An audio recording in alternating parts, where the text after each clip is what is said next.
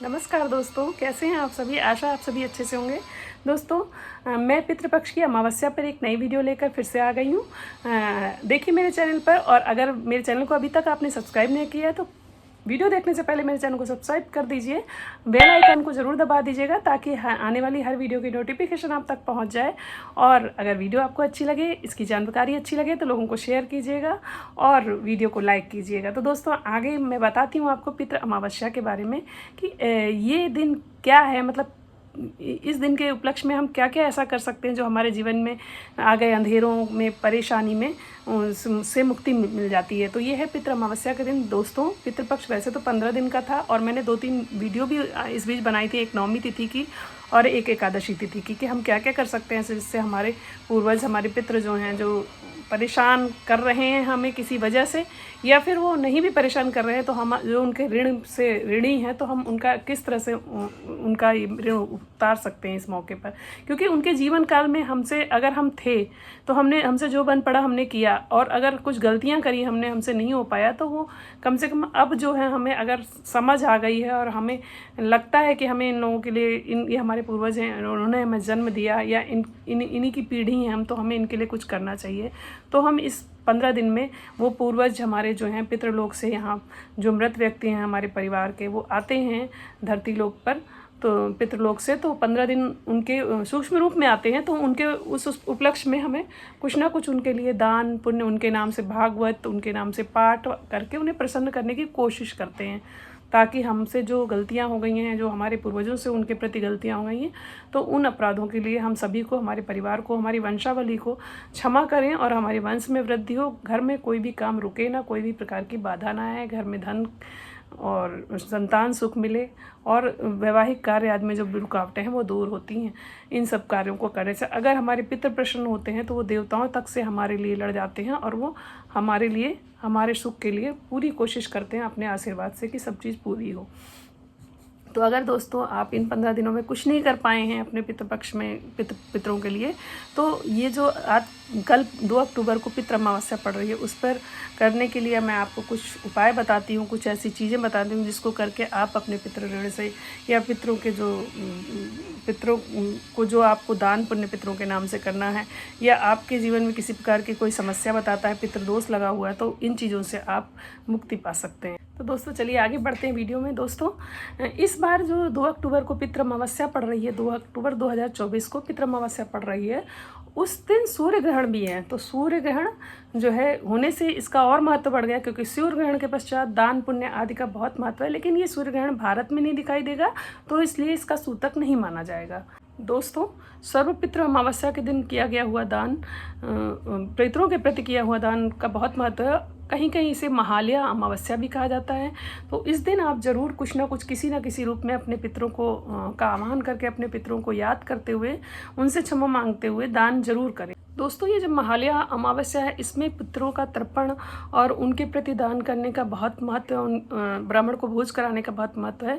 तो इसको जरूर करें। इससे ना कि पितरों की आत्मा को शांति मिलती है, बल्कि आपके पुण्य कर्मों में जो करता है उसके पुण्य कर्मों में वृद्धि होती है। दोस्तों, कोविड टाइम में बहुत से लोग ऐसे थे कि जिनकी मृत्यु हो गई, जिनका हम अंतिम संस्कार भी अच्छे से नहीं कर पाए, ना उनके लिए कुछ कर पाए पूजा पाठ। तो 2020, 21, 22 में ये बहुत ही बुरा समय था। तो दोस्तों, आप सभी से प्रार्थना है कि अगर किसी के माता पिता या जो भी पूर्वज नहीं हैं और उनके लिए, उनके प्रति कुछ श्रद्धा या दान करना है, श्राद्ध का मतलब ये श्रद्धा से किया हुआ, और दान का मतलब दान, तो श्रद्धा से किया हुआ जो भी आप उनके प्रति दान, भोजन का दान, अन्न दान का तो विशेष ही महत्व है, भोजन का दान करें। जरूरी नहीं कि ब्राह्मणों को करने का महात्म्य जरूर है, लेकिन आप किसी गरीब को भी भोजन करा सकते हैं, उसको वस्त्र दान कर सकते हैं, ब्राह्मणों को भी वस्त्र दान कर सकते हैं, मंदिर में उनके नाम से कोई आयोजन कर सकते हैं, सुंदरकांड का पाठ करा सकते हैं, और घर पे अगर आपके पास सामर्थ्य नहीं है तो घर पे ही थोड़ा बहुत सूखा अनाज लेके एक थाली जो है आप किसी गरीब को दान कर दें, और उसमें जो है दान की थाली में आपको पितरों को याद करते हुए इसमें दाल उड़द की दाल का महत्व है, उड़द की दाल जरूर रखें, और मसूर की दाल नहीं रखना चाहिए। उड़द की दाल, चावल, साथ में आलू है, सब्जी के उसमें आलू या कोई भी सब्जी आप रख सकते हैं, और उसके साथ ही नमक, देसी घी और दूध और चावल खीर बनाने के लिए। तो ये सब चीज़ें आप पितरों को याद करते हुए, उसका आचमन करते हुए बाद में आप जो है किसी भी गरीब व्यक्ति को उनके नाम से दान कर दें, अगर आपके अंदर सामर्थ्य नहीं है कुछ ज़्यादा कर पाने की। और उसके अलावा आप जो है कुछ पैसे भी दान कर सकते हैं साथ में रख के, 10, 50, 100 जो भी आपकी है, जितनी श्रद्धा है आप उसको श्रद्धापूर्वक दान कर सकते हैं। इससे आपके पितरों को तृप्ति मिलेगी और वो आपको पर आशीर्वाद बनाएंगे। पितृदोष से पूरे परिवार को मुक्ति मिलेगी। दोस्तों, पितृदोष समाप्त हो जाने से आपके जीवन में जो बहुत से कार्य हैं रुक जाते हैं। नौकरी भी करते हैं तो उसमें भी विघ्न बाधाएं आती है। कई बार ऐसा होता है बच्चे पूरी मेहनत से पढ़ते हैं पर उनको सफलता उतनी नहीं मिलती, और अगर पढ़ाई पूरी हो जाती है उसके बाद उनको नौकरी मिलने में दिक्कत आती है। उनसे कम पढ़ने वाले बच्चों के आगे निकल जाते हैं पर वो नहीं अपनी उतनी जिस योग्य हैं उस तरह की सफलता नहीं पाते। कई बार वैवाहिक कार्यों में विघ्न बाधा आती है। अगर विवाह हो भी जाता है तो वंश वृद्धि में विघ्न बाधा आती है। तो ये सब पितृदोष की वजह से होता है कई बार। तो इसलिए हमें पूरा उपाय कर लेना चाहिए ताकि हमें पितृदोष से मुक्ति मिले। और कालसर्प योग भी ये पितृदोष का ही रूप है, तो हमें उस चीज़ से भी मुक्ति मिले। तो दोस्तों, हमें ये उपाय, छोटे छोटे उपाय करके अगर हमारे जीवन में सुख शांति और तरक्की आ सकती है तो हमें इन चीज़ों को जरूर करना चाहिए, क्योंकि ये शास्त्रों में भी लिखा हुआ है कि कर्मों का सिद्धांत भी है, ऋण है पितृ का हमारे प्रति पूर्वजों का। तो अगर हम नहीं कर पाए हैं और हम सक्षम हैं तो हमें ज़रूर करना चाहिए। और अगर हम सक्षम नहीं भी हैं तो हम उनको मंत्रों द्वारा, अपने द्वारा की हुई पूजा पाठ, जप और हवन से भी उनको तृप्त कर सकते हैं। दोस्तों, पूरे पितृपक्ष में अगर हम कुछ भी नहीं कर पाए हैं तो पितृ अमावस्या के दिन जिन पितरों की तिथि हम जानते हैं और नहीं भी जानते, उन सभी अपने पूर्वजों को याद करते हुए, जितने हमें पीढ़ियों के नाम अपने पूर्वजों को याद हैं उनका नाम से, और जिनको नाम नहीं याद है उनको भी उनका भी स्मरण करते हुए इस दिन अमावस्या के दिन 2 तारीख को अमावस्या उदय तिथि के अनुसार, लग तो 1 तारीख को जाएगी रात के 9 बजे से, लेकिन उदय तिथि के अनुसार 2 तारीख को है।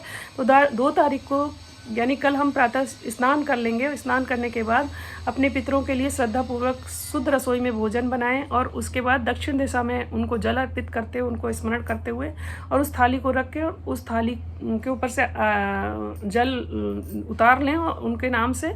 और उसके बाद जो है वो थाली आप किसी को भी दान में खिला सकते हैं, दे सकते हैं। और साथ ही ब्राह्मण को अगर घर पे बुला के भोजन कराना है तो घर पे भी ब्राह्मणों को भोजन करा सकते हैं। यदि आपके पास समय भी नहीं है और आपके पास बनाने की सुविधा बनी है तो आप सूखा अनाज, सूखा भोजन आप जो है पितरों के नाम से किसी भी गरीब ब्राह्मण को या मंदिर में, या फिर आप किसी भी बच्चों को कहीं भी, मतलब आप इस चीज़ को वितरित कर सकते हैं ताकि उनके भोजन उनके काम आए। ये अन्नदान आपका उन पितरों के नाम से आप जो करेंगे वो किसी के काम आए और वो पितर आपके तृप्त हो। इसके अलावा गाय, कौआ और कुत्ते आदि के लिए भी थोड़ा थोड़ा सा भोजन घर में बना के और उसको जो है उनको अर्पित कर दें, उनके नाम से रख दें और उन्हें खिला दें। और या फिर आप जो है गाय को चारा खिला दें। गाय, अगर आसपास आपकी कोई डेयरी है या कहीं भी, अगर आप ऑनलाइन भी गाय को, जो आते हैं बहुत सारी ऑनलाइन, इस्कॉन वगैरह मंदिर में भी गाय का अन्न के लिए, गाय के चारे के लिए दान होता है, तो वो सब आप कर सकते हैं अपने पितरों के नाम से। स्वयं के द्वारा अपने पितरों के नाम से उसको अर्पित करें तो आपके पितरों की आत्मा को शांति मिलेगी, तृप्ति मिलेगी और वो आप पर आशीर्वाद बनाएंगे और सारे पितृ खुश होते हुए आपके यहाँ से वापस चले जाएंगे। तो आज के दिन, अमावस्या के दिन जो है पितृपक्ष खत्म होता है और उसके साथ ही पितृ जो होते हैं वो अपने सूक्ष्म अवस्था से अपने पितृलोक वापस चले जाते हैं। तो दोस्तों, हमें उन्हें खुशी खुशी उनका विदाई करना चाहिए। और शाम के समय, सायं काल में जो है, अगर हम अशुद्ध हैं तो फिर से स्नान करें, और अगर हम शुद्ध अवस्था में हैं तो हम उसको फिर शाम के टाइम उसी दक्षिण दिशा में जहाँ पे हमने उनकी थाली और उनका जल दिया था और थाली रखी थी, वहीं पे हम दीपक एक जला दें। दीपक जलाने के बाद हम अपने पितरों को याद करते हुए घर के दरवाजे के पास उस दीपक को रख देंगे। और दीपक तिल के तेल या सरसों के तेल का होना चाहिए।